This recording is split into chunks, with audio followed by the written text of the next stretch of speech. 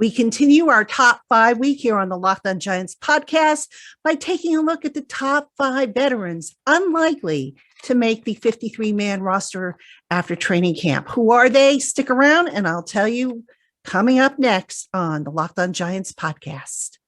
You are Locked On Giants, your daily New York Giants podcast, part of the Locked On Podcast Network, your team every day.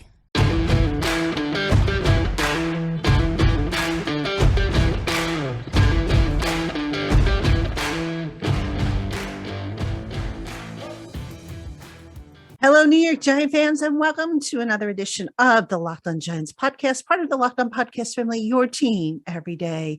My name's Patricia Traina. Happy to have you with us. We are doing top 5 all this week on the Locked On Giants podcast, and we have another installment of our top 5 series.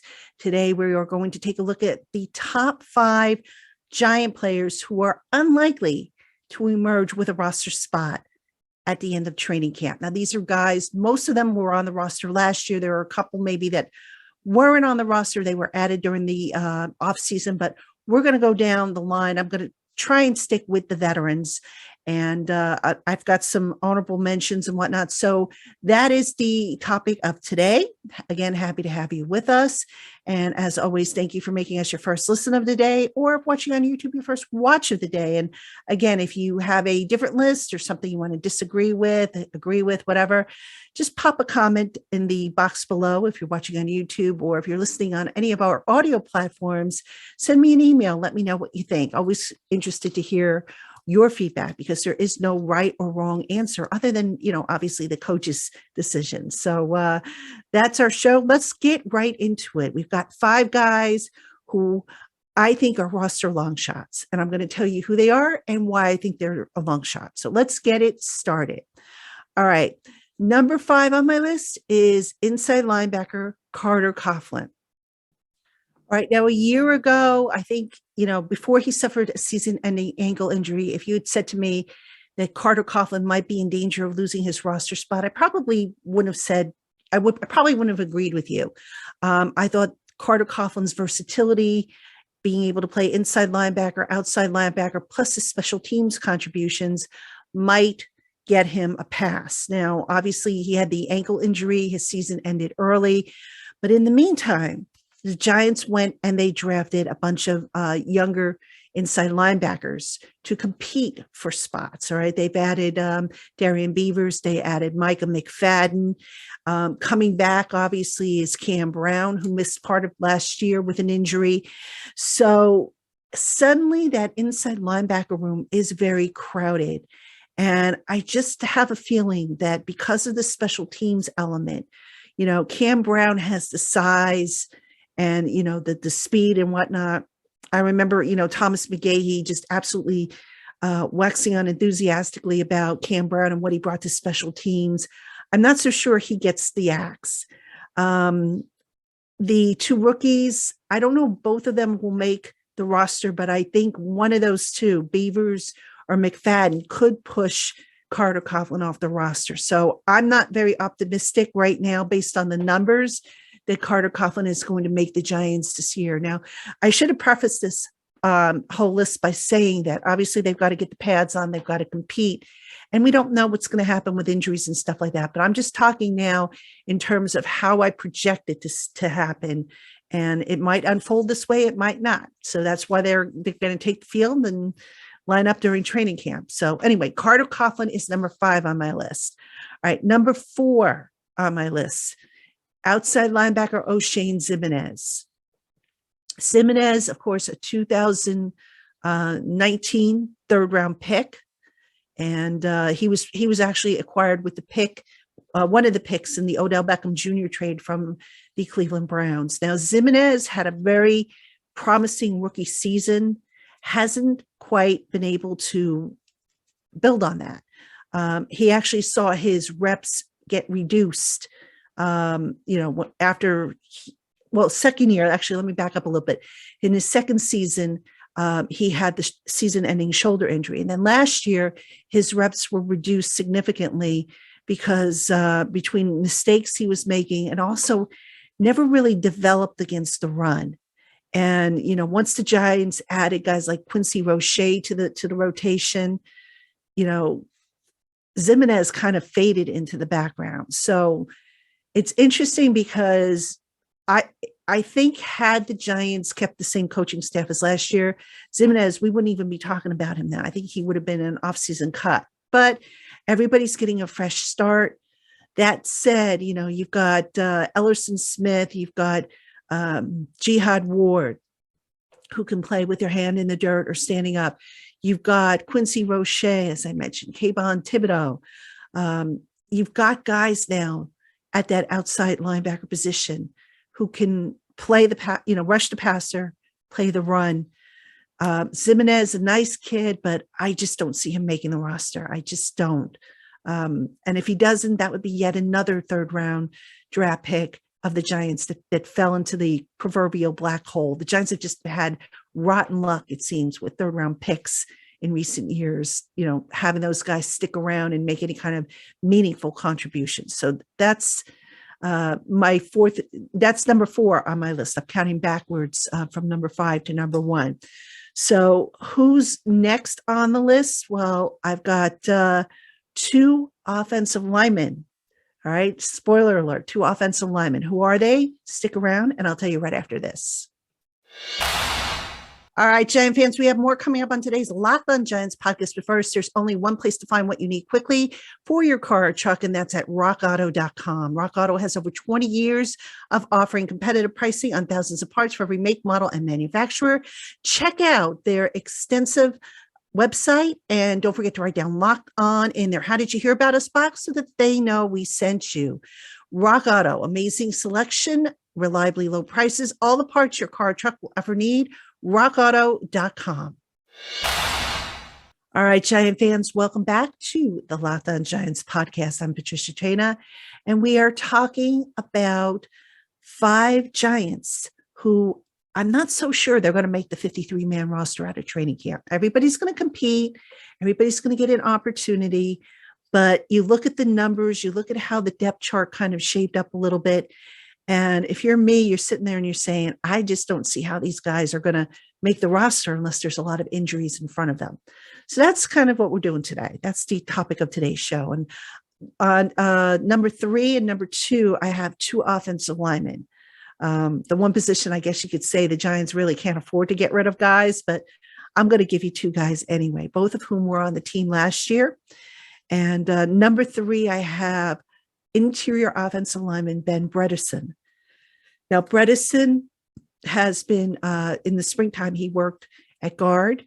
He also was doing some backup center work. But he's going to be in direct competition with guys like Jamil Douglas, who can also play guard and center, and who have the added advantage of knowing Brian Daboll's offensive system. So, again, it comes down to competition. It comes down to who's going to be healthy. But I think all things being equal, I'm not so sure Ben Bredeson sticks on this roster.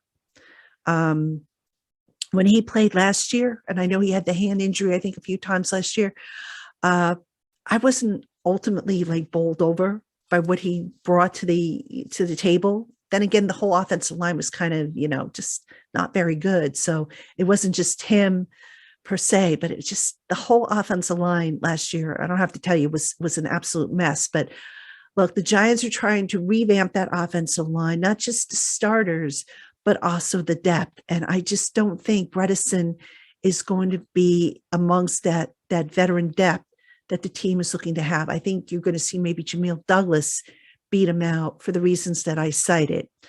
All right. Number 2 on my list, offensive tackle Corey Cunningham.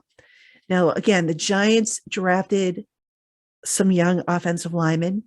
And in the spring, I found it kind of interesting that rookie Joshua Ezeudu was playing at left tackle while Andrew Thomas was off to the side, rehabbing from his offseason ankle injury. And it was Ezeudu and not Corey Cunningham really getting those snaps.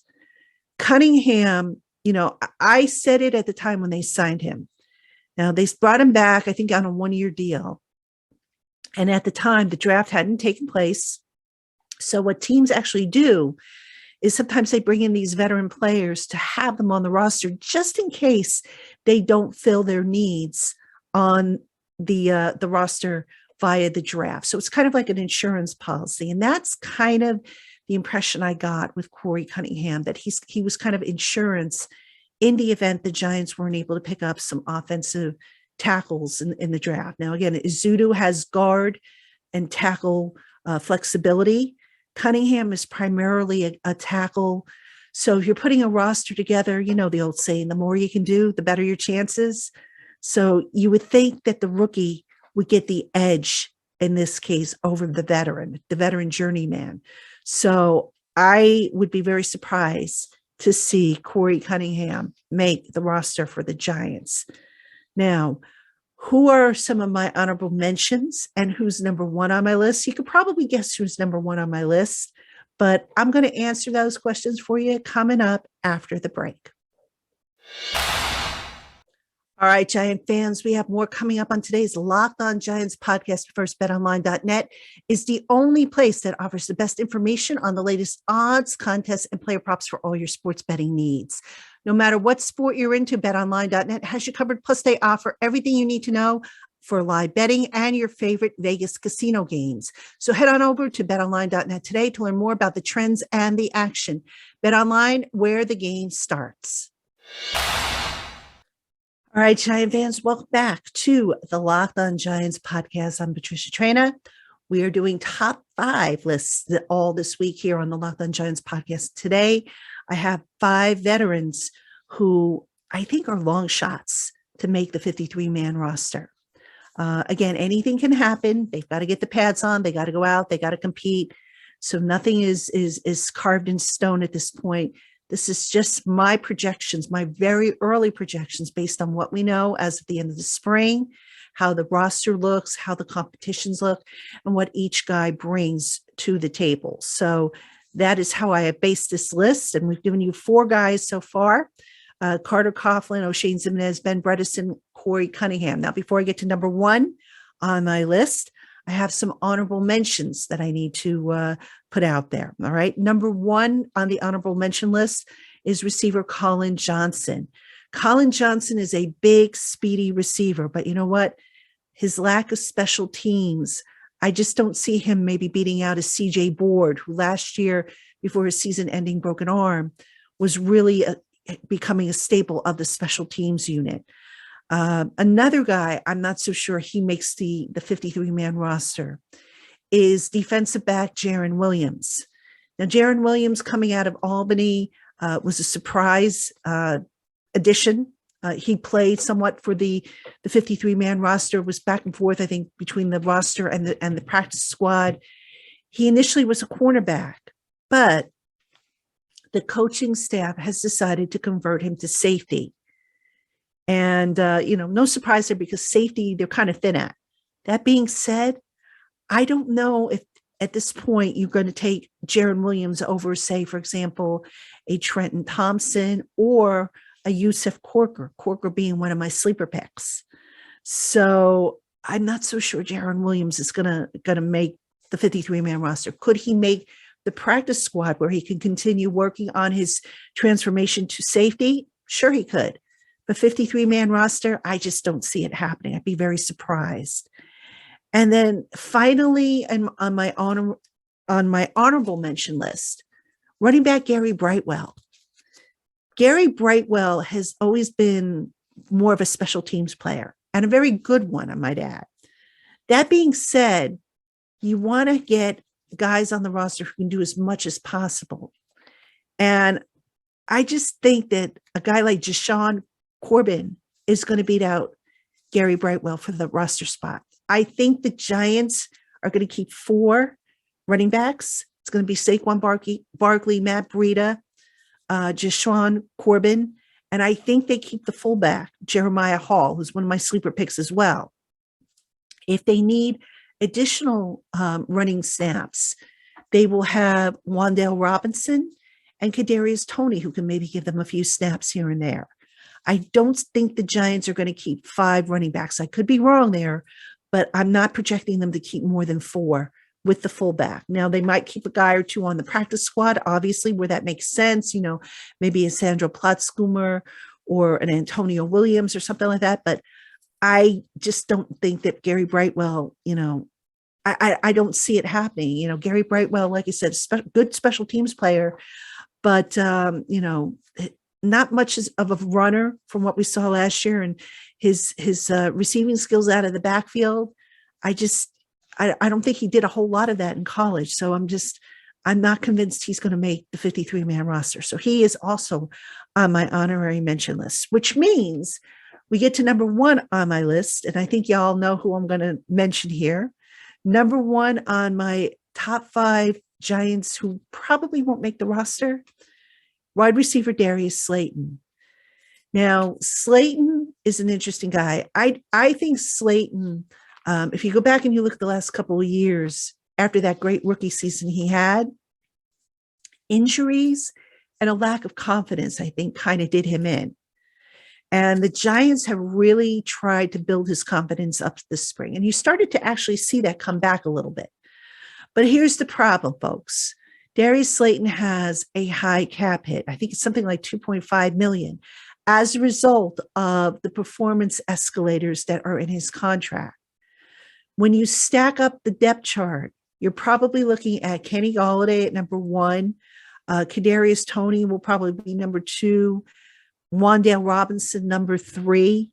If he's healthy, Sterling Shepard will probably be in there. That means that, Darius Slayton could be like the number 4, number 5 receiver.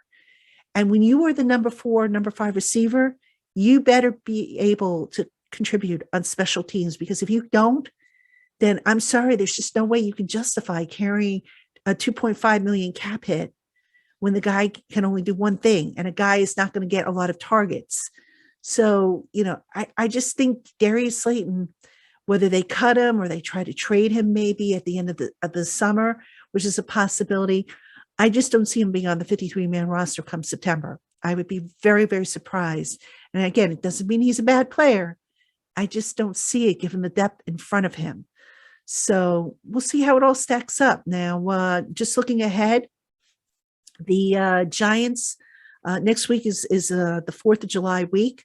The Giants offices are closed, and then they come back the following week, I believe. And if there's going to be any roster tweaks or whatnot, that's when we'll hear about them. But we're getting so close to training camp, folks. I mean, it's just a matter of really a couple, I think about 3 more weeks or so. So we are actually almost halfway through the 6-week break here. So we're going to have plenty to talk about over the next coming days here on the podcast, and also over on Giants Country where I write. So that's going to do it for us in the meantime, but do stay tuned to the LockedOn Giants podcast. More topics coming up, more discussions. We'll bring back the mailbag in a couple of weeks. So a lot going on. Hope you'll join us again. Thank you for making us your first listen of the day, or watching on YouTube, your first watch of the day. We will talk to you again tomorrow, Giants fans.